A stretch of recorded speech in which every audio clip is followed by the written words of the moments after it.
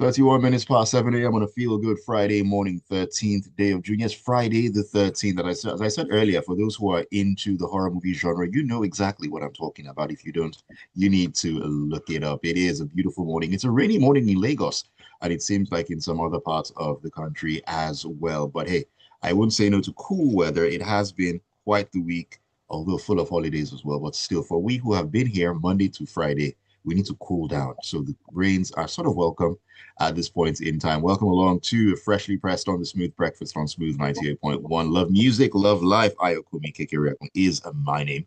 It is a pleasure having you for the final time on Freshly Pressed for this week. So much to talk about, so much to get into, a lot of things that need to be brought to the fore. And we'll be doing that in the next couple of minutes. We have about half an hour to do this. So getting through the stories, pam, pam, pam, back to back. It's going to be me and, of course, my analyst for the morning. At least one of them in with me at the moment. AB Bozimo is in the building. AB, good morning to you.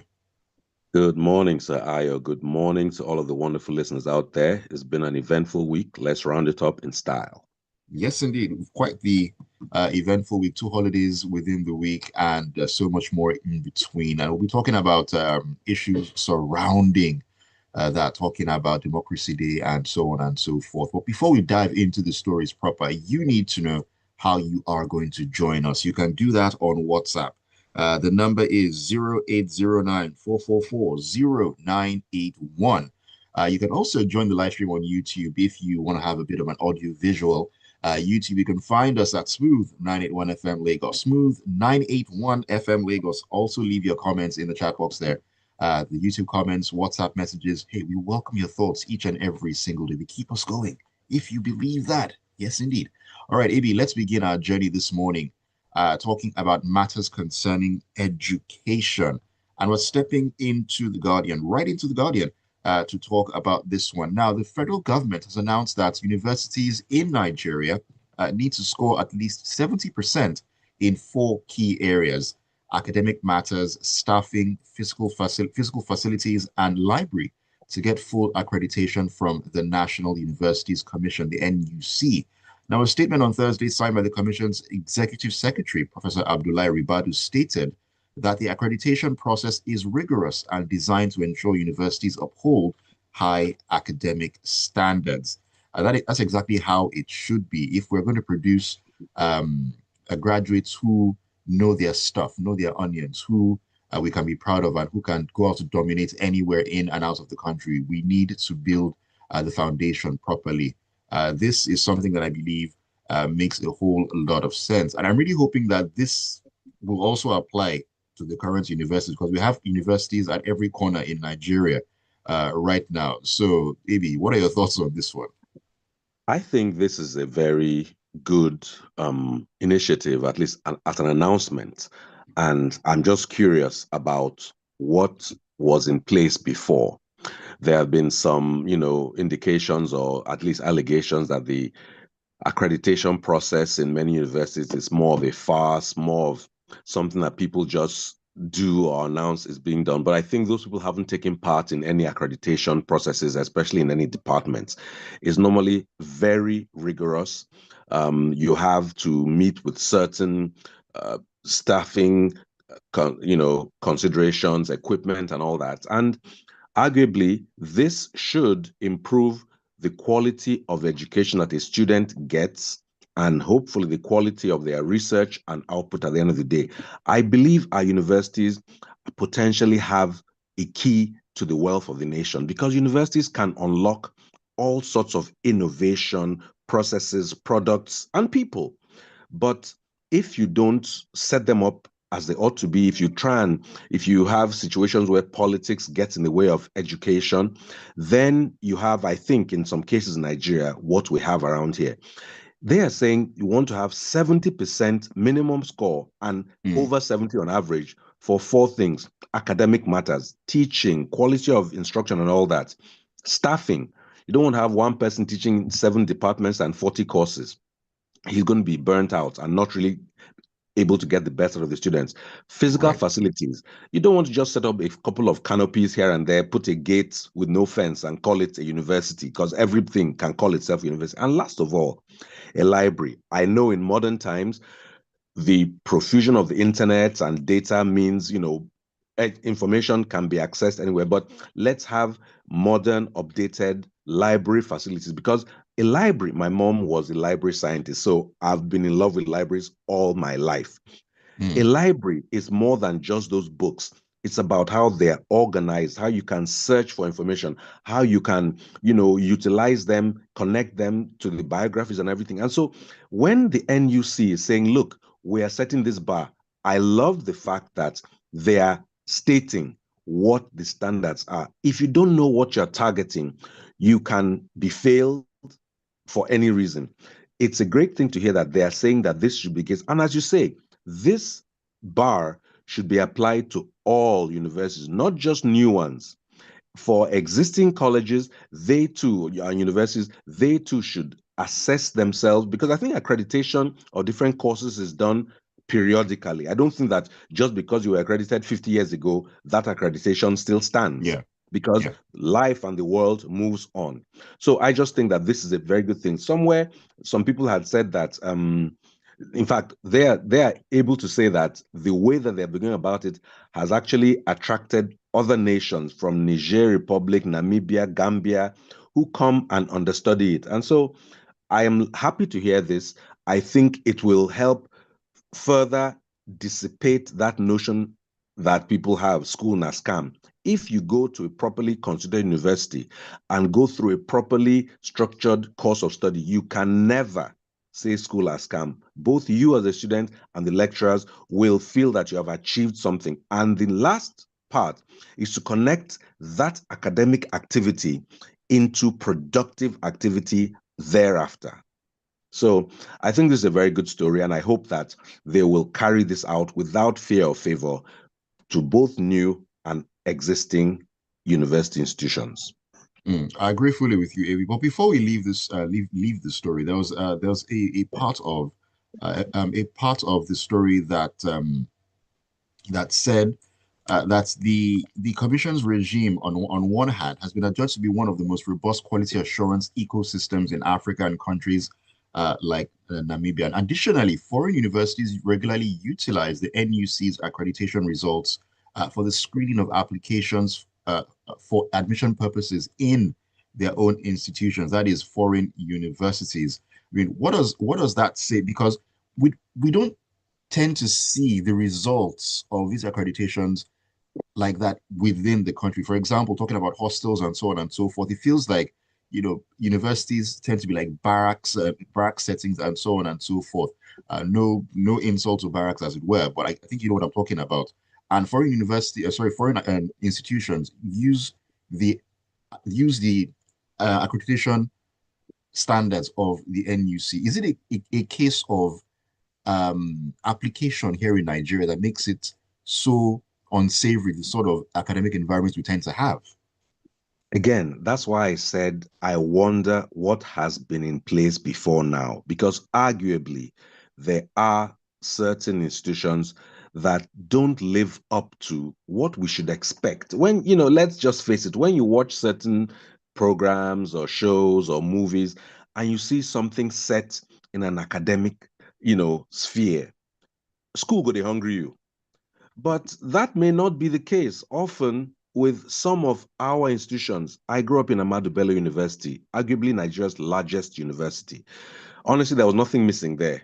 So my standards may be Mm, high, but I also attended somewhere else that was very, very good in terms of facilities, University of Jos. Some of these are federal universities.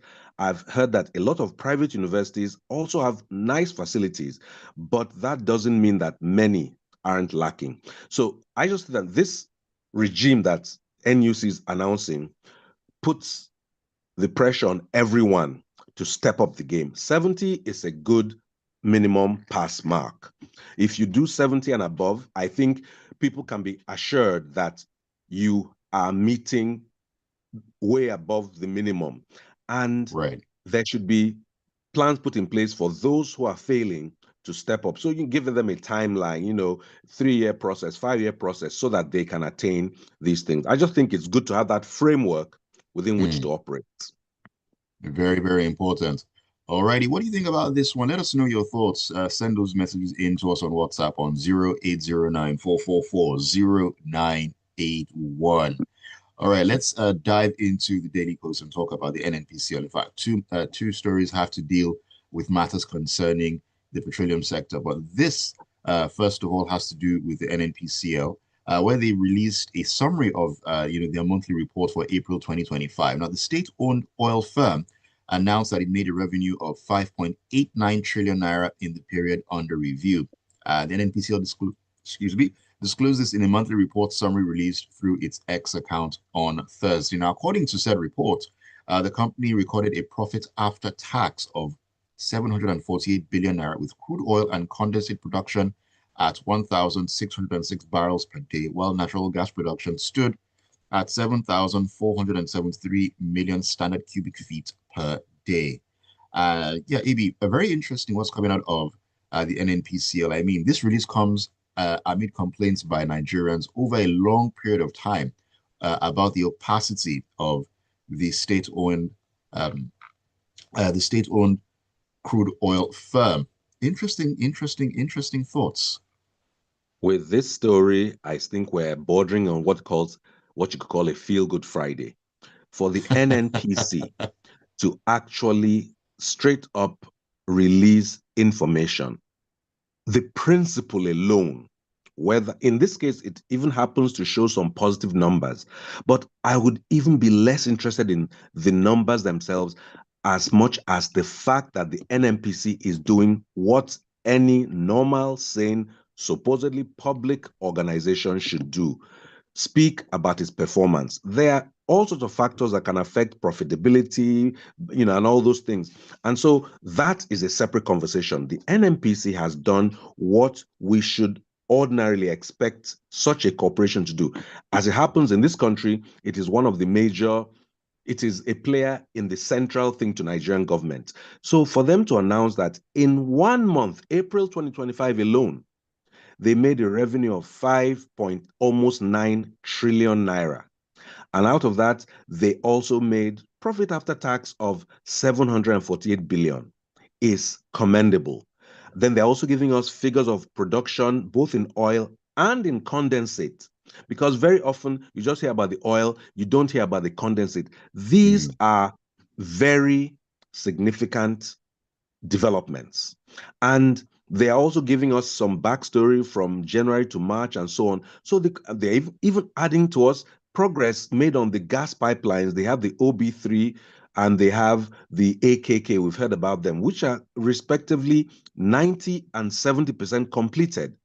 This is information. It is actionable information, is very important information. They added that petrol availability is 54% across the nation with 97% up. You see, it's facts, it's figures, it's something that any sane person or sane country can plan with.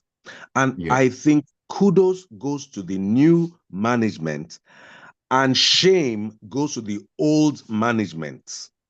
And therefore, credit goes to President Bola Ahmed Tinubu for dismissing the old manager and putting somebody who ostensibly has a sense of personal and professional responsibility to handle the affairs of the NNPC.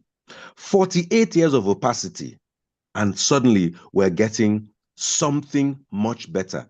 I've said it, there's nothing specifically wrong with Nigeria or Nigerians. It's the context in which we often operate. If we have the right kind of people motivated with the right reasons, there's nothing this is world-class information production. And so now the second question, now with this 748 million, Billion. billion with a B, what are we going to focus that money on? Renovating ICCs and renaming them? Putting electric facilities in place at places like our federal medical centers? What are we going to? So that is the second part of the story, but all kudos goes to the current management of the NNPC and to the president for spotting the current leader and putting him in place. The secondary part, about the mismanagement of our patrimony is another day's story, perhaps. Someone said something this morning while I was driving to the studio that everybody knows what it is that everybody knows what they're supposed to do, but it's just that there's never any consequence to action in the That country. is it. So once people know that if they don't do the right thing, there are consequences, people sit up automatically. That's just how it tends to work. This is the human condition. There's a child touches a hot pot and doesn't do it twice. Exactly. Exactly. All right, Abby, let's talk about the second part of our petroleum stories this morning. And this one is coming out of the Punch. Interesting one.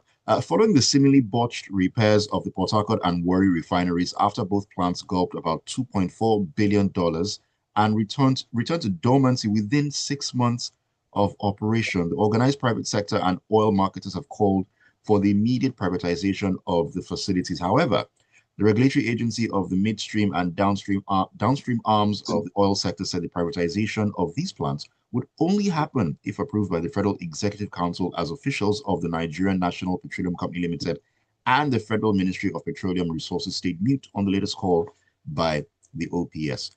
$2.4 billion spent on both refineries. Within 6 months, we're back to more or less where we started. That is a huge criminal offense, any way you look at it. Any which way you look at it. And it comes back to what you said just now. What is the consequence on those who oversaw such a crappy process? And within 6 months, and I remember even then, do you remember how many delays there were before those things supposedly started working? Each market day, they would give us a new date of completion. And when it even happened, we got reports that they were merely blending this and blending that, like somebody making stew in their kitchen. And beside that, after 6 months, they're supposedly shut down for maintenance. How can you do something? What was the terms of production or terms of performance that would need 6 months thereafter to shut down? That was all lies, more lies, and criminal activity. So what's the consequence first for the people who signed the contract, for those who oversaw it, for those who executed? That's a separate conversation. Now, the organized private sector is saying privatize it. I am one who doesn't believe in jumping, almost like knee-jerk reaction. So that should enter the list of different considerations. Yes, indeed. Is privatization the way to go? If that is the way to go, let a thorough study be done of the pros and cons, the manner by which you would go about the privatization, because I've heard a lot about privatization in the power sector, and we don't yet have the results. However, we have the results in the telecom sector that gives us the ability for me and you to talk wherever we are in the world together. So privatization is not a bad word. Neither is privatization the be-all and end-all solution. If we are going to privatize, first of all, what is the benefit to Nigeria and Nigerians? That must be paramount. After that, we can now talk of the other terms, because obviously whoever is going into it needs a business motivation and all that. How will it affect? Now, just compare, because we're on this story, compare the performance of these so-called national refineries with the one that was done by an individual somewhere there in Lagos, Dangote Refinery. So evidently, the private player is able to do it better than government has done for over 48 or more years. That said, let's not knee-jerk jump into privatization. If we have to do it, let's also take, because the Dangote Refinery is a stakeholder. It has changed things in Europe. Where Europe used to guarantee sales to Nigeria, they are no more seeing that. So all stakeholders should be brought in so we can create a better, effective ecosystem. But top line last, what is the consequence for the former head and all the people in NNPC that oversaw that rubbish that they call repair that has failed in less than half a year?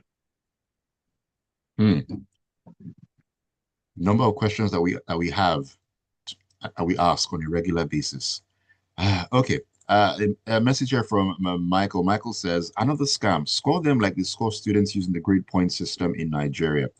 70 falls under 2 points GPA. Why not grade them all fully so we know which uni has a pass? 70 or first class 90? Well, it depends. It depends on The school, shy. I know in certain schools, 70 is an A. So I don't know what school you went to back in the 90s and A. Yeah, That's a serious. I've heard of 70 as the starts. In WAEC was 75, not an A. So, well, let's whatever system. I think as long as the system is defined and is equally applied, it's a place to start from.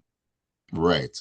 Eddie Murphy says, where is Kerry, the former NNPC MD? Shouldn't he be That was sharing the his same cell? name.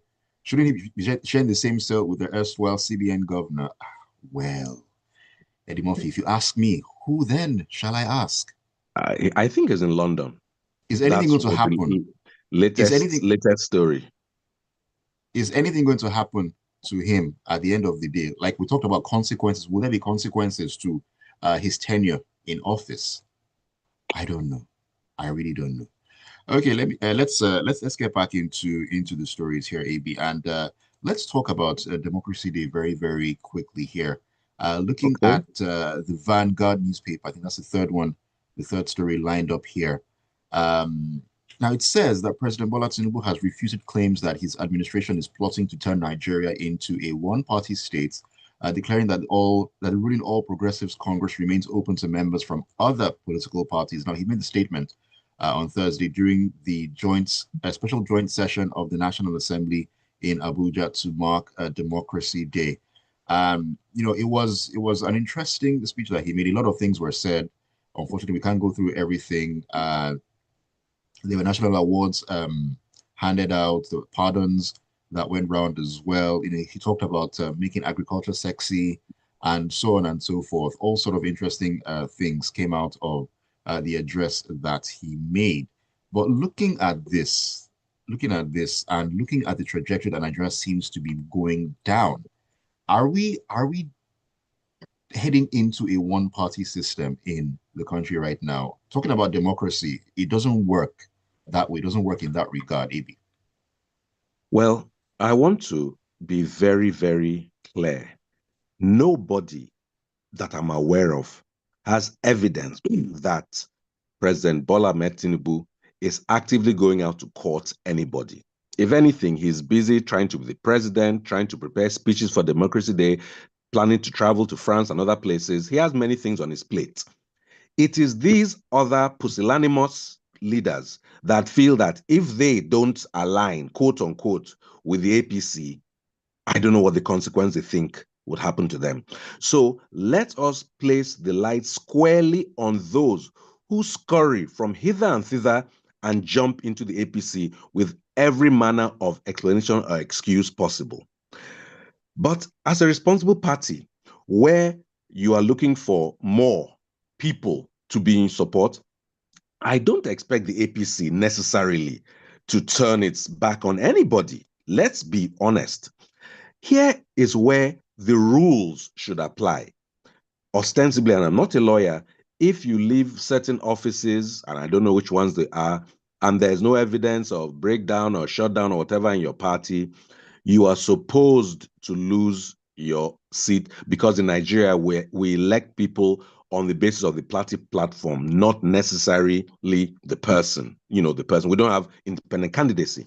So if those rules exist and they're not applied, no, you cannot blame either the president or his party for receiving people. You must look at the people and wonder about their level of cowardice and insecurity that makes them feel that they lack the performance capacity to stand on their own merit Right. and earn the belief and trust of their people. I'm talking to you, Delta State Governor. I'm talking to you, Akwa Ibom State Governor. I'm talking to anybody who just feels that, where I am, that I want to sit on, I cannot keep my office unless I align. So no. The president has said he's not plotting it. And as I say, unless somebody can tender me proof, I don't think he's doing it. He has many other things to do. If nothing, he has to rest in as a rock. So it is those ones who feel that they are so inept at whatever it is they are doing and cannot stand on their own merit that you blame. That's my thinking. I would not blame a party for looking to dominate. That is how politics operates. You dominate the space so much that other people can't breathe. If other people feel that the only way they can breathe is to join you, may they all go. The consequences, though, back to consequences, would be that the democracy is diluted to almost nothingness. That's the consequence. But no, it's not. It's not. I don't think this one we can point at the president. If the people have no convictions of their own, then let them move their weak spines to wherever they want to go. And tomorrow, when somebody else enters, you will see them slithering to the other place, as they have always done for the past 26 years of this so-called unbroken democracy. But do not blame President Bola Ahmed Tinubu. All right, let me take a couple of messages, AB, and let's see if we can just quickly run through one of these last stories I have lined up here, probably the first one or the second one. Anyways, you know what? I will let you decide where it is that we should go. But let me take a few messages here. This one is coming in from, this is Tony Nikeja. He says, I beg, that news about oil and gas production and revenue, have you verified that it's actually coming from NNPCL or Petrobras? Never in my life have I heard anything about gas production data in Nigeria. I used to ask what happened to the gas export spreadsheet. If this is not fake news, that's the way to go. And AB, it's so very interesting. Like, we could spend such a long time and not doing a particular thing, and then a switch is flipped, and then that thing begins to work almost immediately. You begin to wonder what exactly were we doing for so long that it wasn't working. That's And what I then said about the something has changed just accreditation. like that. You see, it's just in this case, I give credit to Tinubu. He picked the right person, maybe gave them the right matching orders, and we are seeing the results. Right. This one is from Stan. Stan says, is Ken Sarua and the Ogoni Six supposed, are Ken Sarua and the Ogoni Six supposed to be pardoned or exonerated? I feel they are not criminals, hence the choice of words used, in my opinion. That's an interesting question. Maybe a controversial one as well. But AB, do you have a comment to make about that? Pardon, exoneration? I think at the end of the day, maybe there's going to be a legal definition of exoneration, pardon, how the president's powers apply and all that. What, that was brought up, it's worthy of conversation, but I'm sure there's a line between the two of them. At the end of the day, there's freedom, if you will, for the people identified. Right. Okay. Okay. Looks like I need to take the rest of the messages. I think that's how we're going to wrap up on the show this morning. Barrister Danukuda in Igodo says, if after all these shenanigans, Military is walking the streets a free man without prosecution, then obviously excuse me, sorry. Then obviously we are not a serious country. Well, another very valid point until we see. I concur. Okay, I concur. Until we see that, okay, this happened. Yes, consequences. That is something that needs to apply to this country across board. Very, very desperately, in fact. Tony Marimbi says, good move from the NNPCL, though we still demand crystal clear accountability. Kudos to the president for making this happen. This further calls for an urgent probe of the old Kerry regime that kept Nigerians in the dark and operated the sector like a private affair. I'd like to hear that the government is embarking on a refinery project like that of Dangote to end the forex menace, avoid a looming monopoly as well as the occasional fuel problems, because the current refineries are scraps from all indications. Well, hence all the talk about doing away with them at the end of the day. After $2.4 billion and 6 months, not even a year later, 6 months or thereabouts later. Honestly, goodness pathetic. gracious. Goodness gracious. Ajayi Olonilowa in Magodo GRA Sherry says the opposition parties claiming that the president wants to turn Nigeria into a one-party state were further thrown into confusion yesterday as the president told them he wasn't prepared to help them put their houses in order. And truly, it's not his job to do that. Absolutely correct. Absolutely correct. Not his job to do that. All right. This is a message from I think this is Shegun, if I have this correctly. He says, take whatever Mr. President says with a pinch of salt with regards to the one-party state issue, and NNPCL financial statements are a welcome development if they are true. We've been kept in the dark for so long. There's even some measure of Nigerians are cynical.